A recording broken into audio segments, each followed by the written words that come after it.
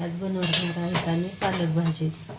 तर ही अशी स्वच्छ धुवून घेतलेली आहे, नंतर चिरून घेतली, अशी चिरून घेतलेली आता शिजून घेत आहेत. शिजून घेताना थोडेसे शेंगदाणे, कच्चे शेंगदाणे टाकायचे आणि पाण्यात चांगली उकळून घ्यायची. शिजून घेतल्यानंतर परत हे करायचे.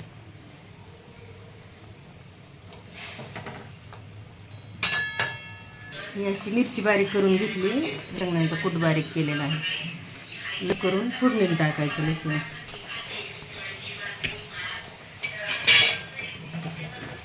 पाणी ओतून घ्यायचं म्हणजे आपल्याला चांगली मिक्स करून घेता हटून घेता येते.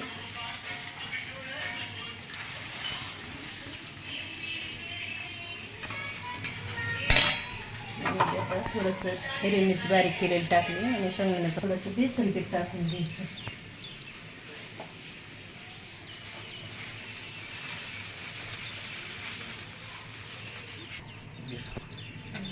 बेसन टाकून घेतलेलं आहे, थोडीशी अशी चांगली बारीक हटून घ्यायची.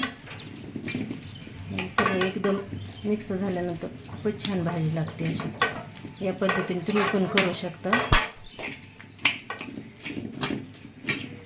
आपण आधी स्वच्छ धुवून घेतल्यामुळं ही पाण्यात उकळून घेतली ना, ही पाणी फेकून नाही द्यायचं, परत पाणी ह्याच्यात टाकून घ्यायचं. फक्त आपल्याला एकजीव करायसाठी, ते हटायसाठी पाणी ओतून घेतलं होतं.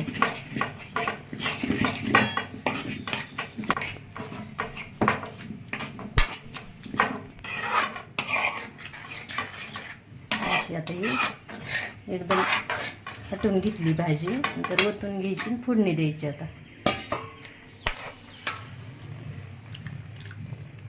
आहे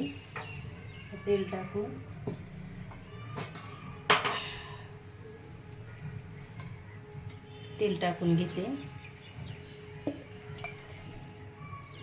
ह्या भाजीचं फक्त फोडणी चांगली बसण्यावर असतं. एकदम लाल लसूण होऊन द्यायचा, चरचर झाला का नाही, नंतर मग भाजी ओतून घ्यायची.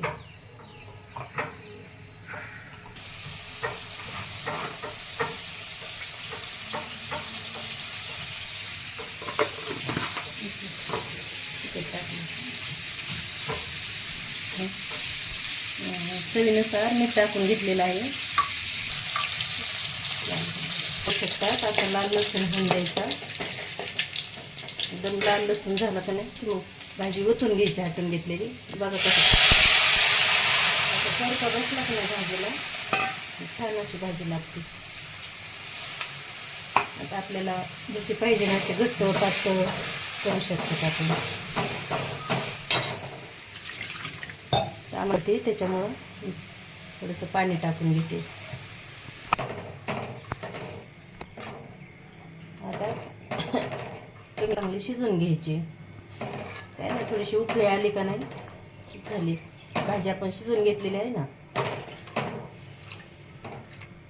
आता अशी भाजी आपण कडून चांगली घेतलेली. तरी बघा कसं खूप छान वास येतोय. जी खाण्यासाठी तयार झालेली आहे. व्हिडिओ आवडला तर लाईक करा.